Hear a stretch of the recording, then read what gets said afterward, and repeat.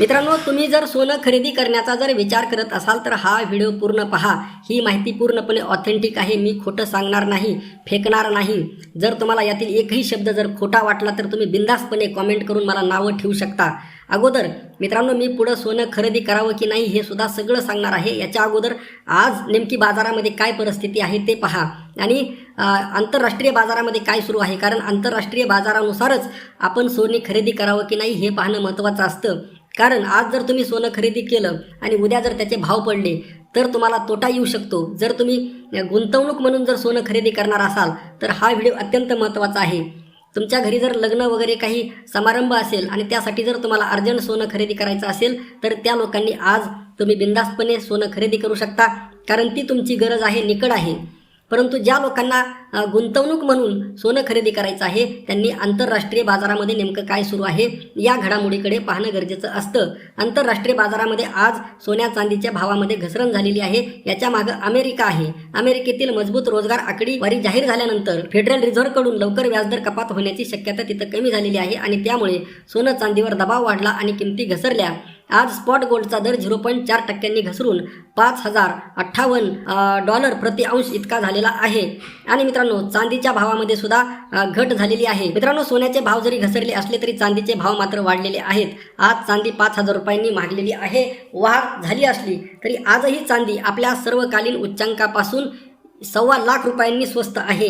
दिल्लीच्या सराफा बाजारामध्ये आज चांदीचा भाव प्रति किलो 2,95,000 इतका आहे। आता बघा, MCX वर सोनं चांदी स्वस्त। बघा, आंतरराष्ट्रीय बाजारातील सोन्या चांदीच्या किमती घसरल्यामुळे आज मल्टी कमोडिटी एक्सचेंजवर देखील सोन्या चांदीच्या व्यवहारांची घसरणीसह सुरुवात झाली।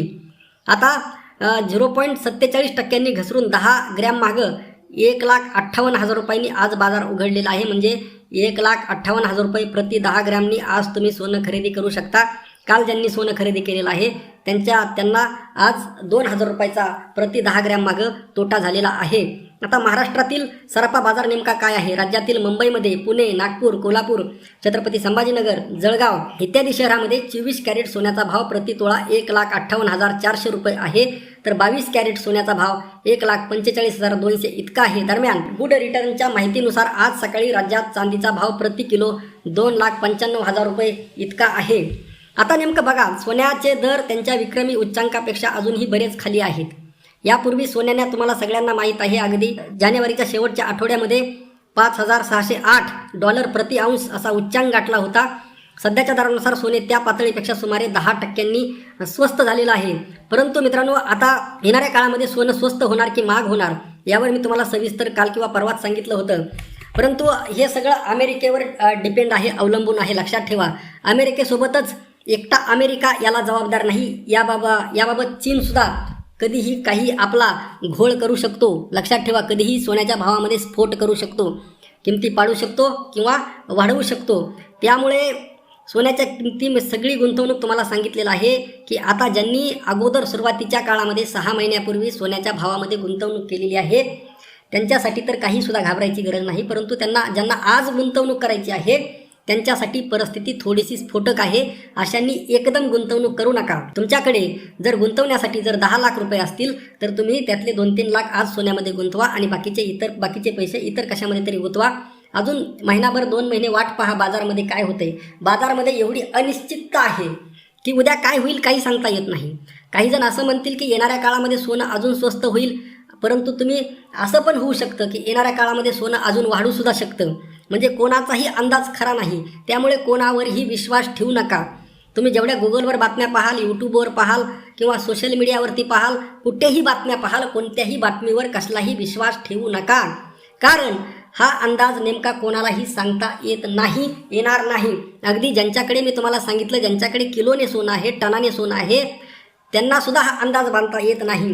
मित्रांनो, फक्त सध्या 2-3 घटकच आहेत जे सोन्याच्या आणि चांदीच्या भावावर फरक टाकू शकतात किंवा भावामध्ये फार मोठा चढ उतार आपल्याला पाहायला भेटू शकतो, आणि ते घटक म्हणजे आहेत अमेरिका, रशिया आणि चीन। हे 3 घटक आहेत मित्रांनो। आणि जर जगामध्ये जर शांतता राहिली, कुठं युद्ध नाही झालं, अमेरिका आणि इराणची जर डील झाली तर मित्रांनो सोन्याचे भाव अजून कमी होण्याची 100% शक्यता आहे।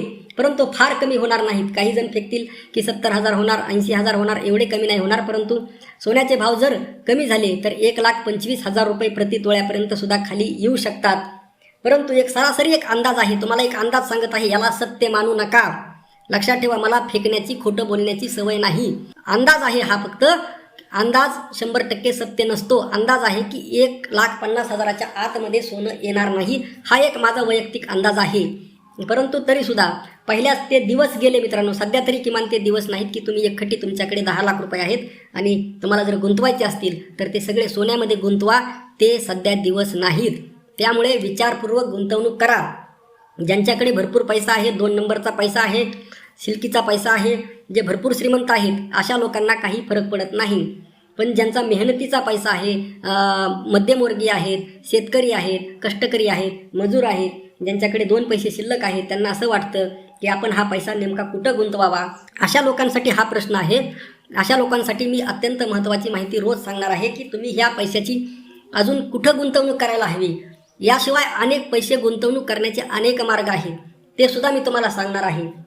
जर तुमची तशी इच्छा असेल की मी ते सगळे मार्ग तुम्हाला सांगत राहावे रोज व्हिडिओच्या माध्यमातून, तर ते सुद्धा तुम्ही कॉमेंटमध्ये नक्की मांडत जा आणि आपलं मत नेमकं कळवा की तुम्हाला यामध्ये नेमकं काय अजून माहिती हवी आहे.